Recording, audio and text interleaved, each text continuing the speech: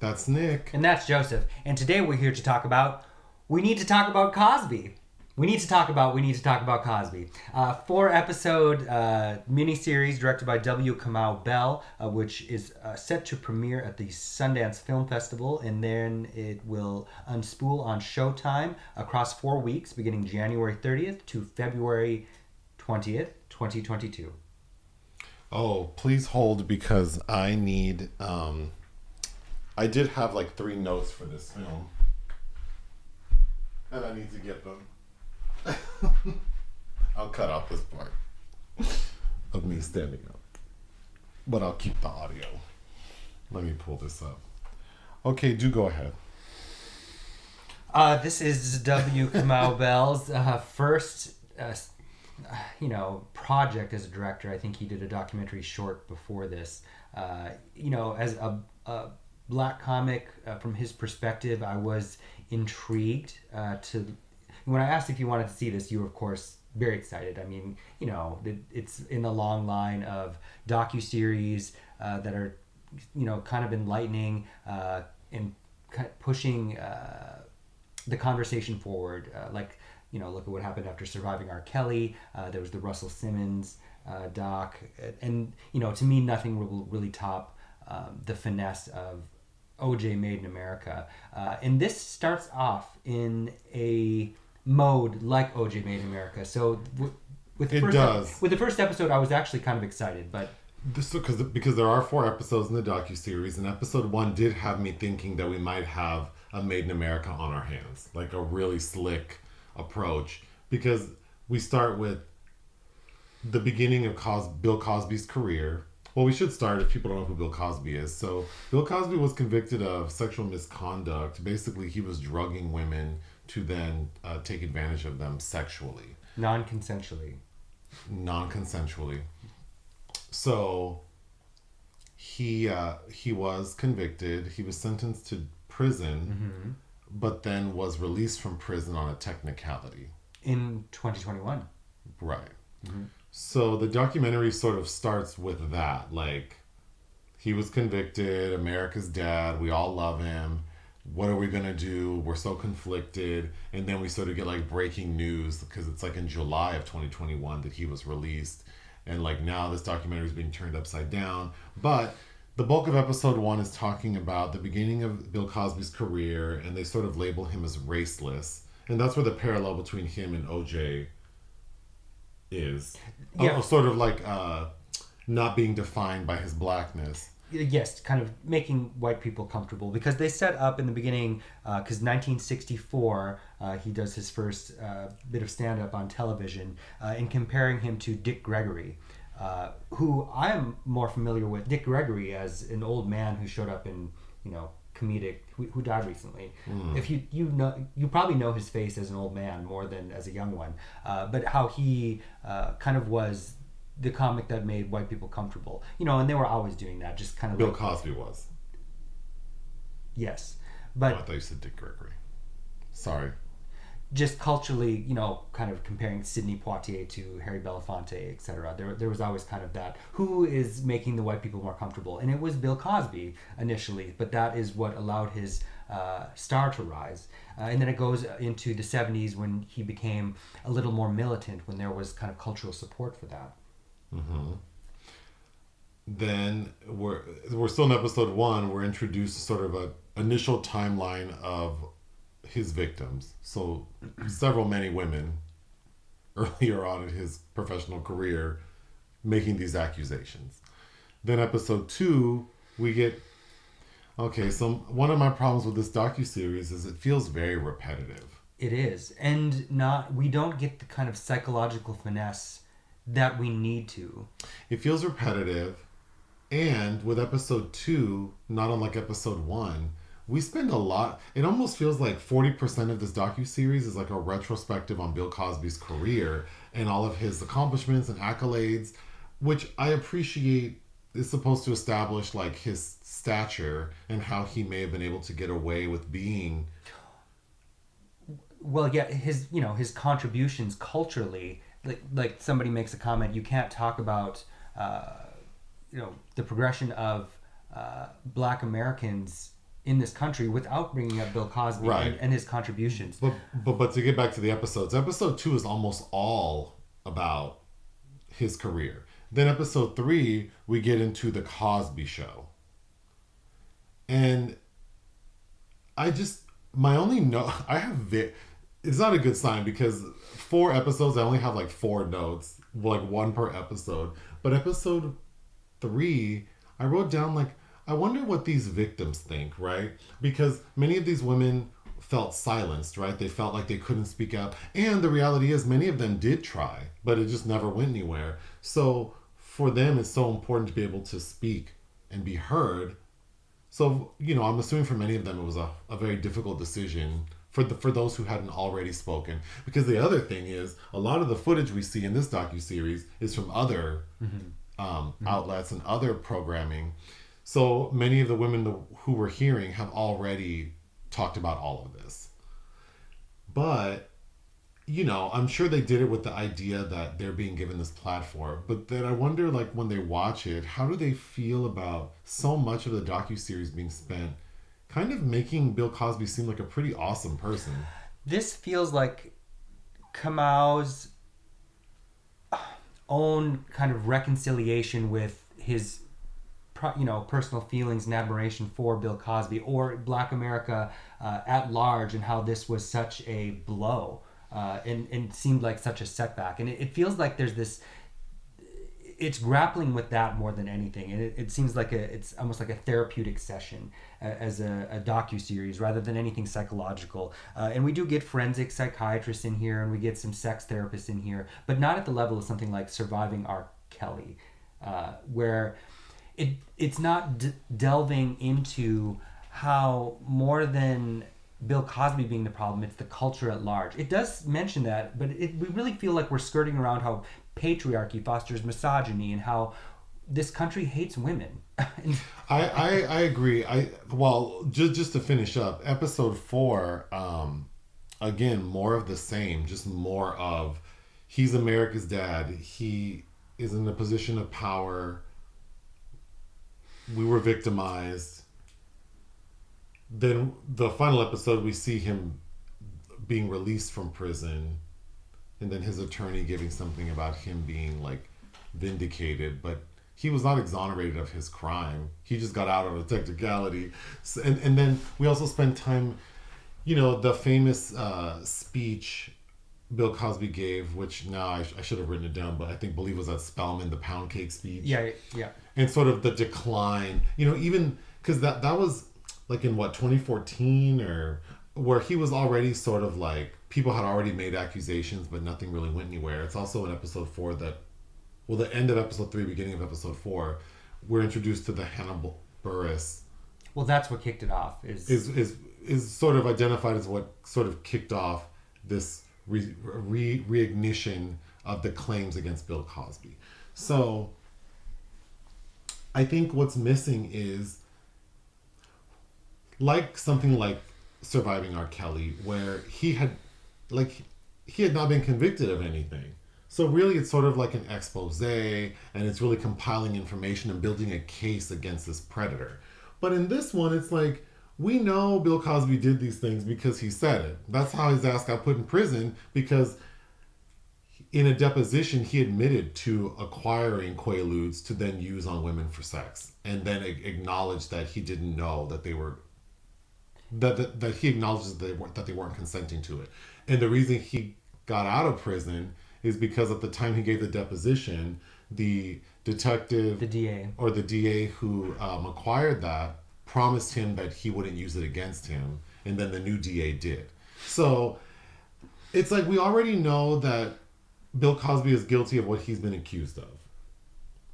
Yeah, this is so then it just does. So then I just feel like it doesn't dig in deep enough into a number of things, right? Like, how do we as fans reconcile the crime this person committed with the art that really makes up, for many of us, makes up such a big part of our history? How do we answer the question? So the sex therapist, whose name I don't recall, who's in this docuseries, at the very end, she has a line that I thought really could have made such a good angle to this docuseries. she says sex negativity created this environment, right? So the inability to acknowledge that, because such a big part of what they're saying is his narrative is that he had created this character, Bill Cosby, as like America's dad, to be a predator, and it's like, well, that seems like, see, that's to me that doesn't make sense because you don't know what the culture is going to respond to. So it's not like he planned to be America's dad. It's just like I think he took advantage of that. I think he did, yes, and I think after a while he started to believe it, which is why he started coming out after other black comics. Because he started to believe he was better then and kind of became estranged from the culture. But we could have really dug into that. We could have spent more time talking to the victims, and I don't know, maybe like talking more about solutions and how to, like, this is a cautionary tale and how can we change the landscape. It just seems so weird to have a documentary about, because there is one professor who they ask her, like, what do you, like, if aliens came down to Earth, how would you describe Bill Cosby? And she says, oh, he's a rapist with a TV show. A rapist who had a popular TV show. Yeah. And I kind of feel like the same. Like, at the end of the day, who cares what he did for work? He committed a crime, and it just seems weird that we're spending a lot of time explaining, like, how great he was, and that's why it sucks so bad that, you know, like, one person on the docuseries says, like, he did a shitty ass thing, and it's like, well, yeah, it's a little more than that, but it's a little more than that. But it shouldn't matter who he is. Like, he violated these people. I guess I just don't understand. I think we have to. I think Bill Cosby is a lesson in not putting people on a pedestal. Sure. As well, and but even what you just said is like, I feel like this documentary was afraid to go there. It was afraid to really go there because he was too. I think Kamau Bell is too subjective.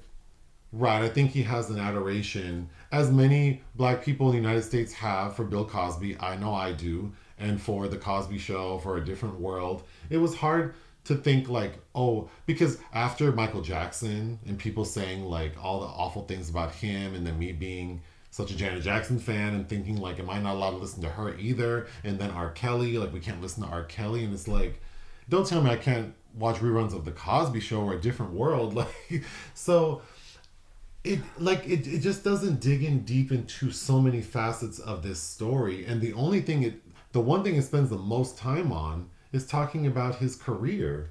Which is interesting because what I felt like I needed was, we start out in 1964. But even, you know, our complaints about the Night Stalker, the Richard Ramirez documentary, is that film took pains to like really skip over trying to glorify Richard Ramirez. Oh, right, yeah. But they give a blip that's like, oh, he was extremely abused as a child. Well, it's like, that would be interesting to try to we're psychologizing somebody, but it gives us a key to understanding what someone went through to get where they went.